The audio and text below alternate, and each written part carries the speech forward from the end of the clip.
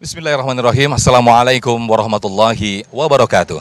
Alhamdulillahirabbil alamin, nahmaduhu wa nasta'inuhu wa nastaghfiruh wa na'udzu billahi min shururi anfusina wa min sayyiati a'malina may yahdihillahu fala mudhillalah wa may yudlilhu fala hadiyalah. Asyhadu an la ilaha illallah wa asyhadu anna Muhammadan abduhu wa rasuluh la nabiyya ba'da. Puja dan puji syukur kehadirat Allah. Pemirsa, senang sekali Damai Indonesiaku kembali hadir di hadapan Anda, dan kali ini kita bersiaran langsung dari Masjid Al-Husna, Tanjung Priuk, Jakarta Utara. Pada kesempatan siang hari ini, pemirsa, kita akan membahas satu perbuatan yang mungkin selama ini hidup kita tidak tercurah keberkahan karena satu perbuatan yang selama ini tidak henti-hentinya, yaitu kemaksiatan. Untuk itu pemirsa, tema kita pada kesempatan siang hari ini, stop maksiat, segeralah bertaubat. Bersama guru-guru kita, Kiai Haji Syarif Ahmad Naji, kemudian juga Ustadz Fatih Rishad, dan juga Ustazah Maryamah yang akan membahas tema yang menarik ini. Langsung saja kita dengarkan tausiah dari guru-guru kita dalam Damai Indonesiaku yang dipersembahkan oleh Sarung Wadimor, tentu sarung kita. Selamat menyaksikan. Bismillahirrahmanirrahim. Assalamualaikum warahmatullahi wabarakatuh. Alhamdulillahi rabbil alamin, wa bihi nasta'in. Allahumma salli wa sallim ala sayyidina Muhammad wa ala ali sayyidina Muhammad. Amma ba'du, jemaah sekalian berbahagia, pemirsa TV One dimanapun berada, Ustadz Fatih Rishad, Ustazah Maryamah, dan semua jamaah yang semoga kita semua adalah orang-orang yang istiqomah dalam taat kepada Allah.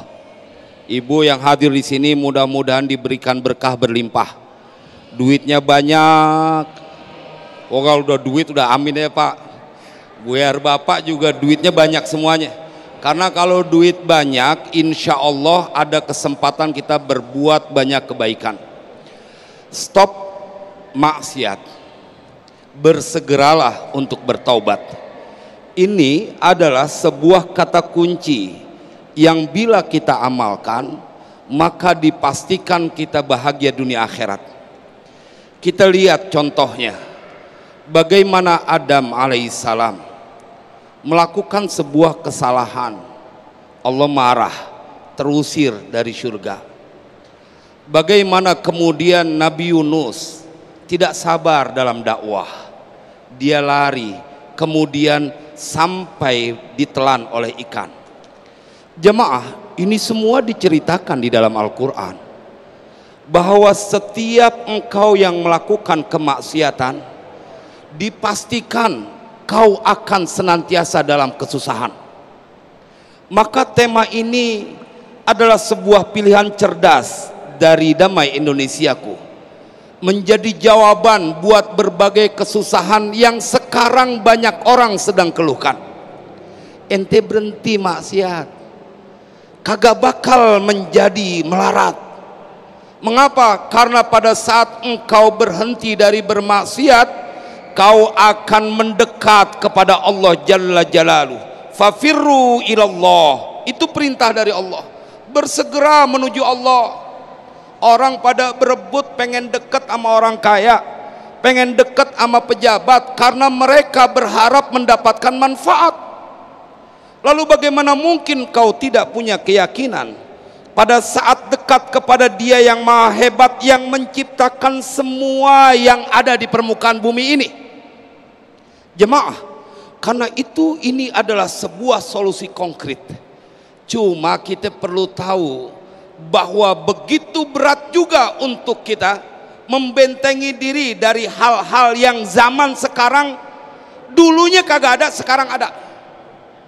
Makanya kalau orang di tahun 2025 mereka menjadi orang yang soleh, tentulah mereka orang yang hebat dibandingkan orang yang tahun 1980 mereka soleh. Karena godaannya nggak berat masa itu, teknologi belum canggih. Belum lagi dengan berbagai usaha orang-orang ingin menyesatkan dan terjebak dalam kedurhakaan. Maka ada 4 pintu yang perlu kita waspadai. Pertama yaitu al-lahadhat, yang kedua adalah al-lafadhat, yang ketiga al-khotorat, yang keempat al-khutuwat. Waktu ini tidak cukup untuk membahasnya, tetapi sesuatu yang tidak bisa kita sempurnakan pembahasannya, bukan berarti kemudian kita tinggalkan. Yang paling pertama adalah pintu gerbang dari pandangan. Ibu tahu kisah tentang seorang wanita yang tergila-gila sampai mengunci seorang lelaki di dalam kamar. Sebab apa itu Zulaikha? Dalam tafsir disampaikan namanya, sampai punya kayak begitu niatnya. Pandangannya ngelihat Nabi Yusuf nggak ketahanan karena gantengnya kelewatan. Saya mau tanya sama ibu-ibu, emang kalau ngelihat cowok cakep begitu apa? Kagak ya? Ya orang udah tua sih. Jamaah sekalian yang berbahagia, ini baru yang perempuan melaki. Kemudian juga diceritakan bagaimana perempuan-perempuan yang mengiris tangannya karena melintas itu Yusuf. Pandangan. Ada seorang sahabat Nabi yang sampai lari ngunci pintu, namanya Ibnu Abbas. Kita akan temukan kisah ini dalam kitab Mukasyfatul Qulub Imam Ghazali. Begitu lewat seorang lelaki yang masih muda, Amrod namanya. Wah, ini 70 kali lipat godaannya dibanding wanita paling cantik di permukaan bumi. Seorang lelaki yang dia masih muda kemudian akan menggoda. Ibnu Abbas melihat orang ini melintas, dia masuk ke dalam rumah, dikunciin pintu.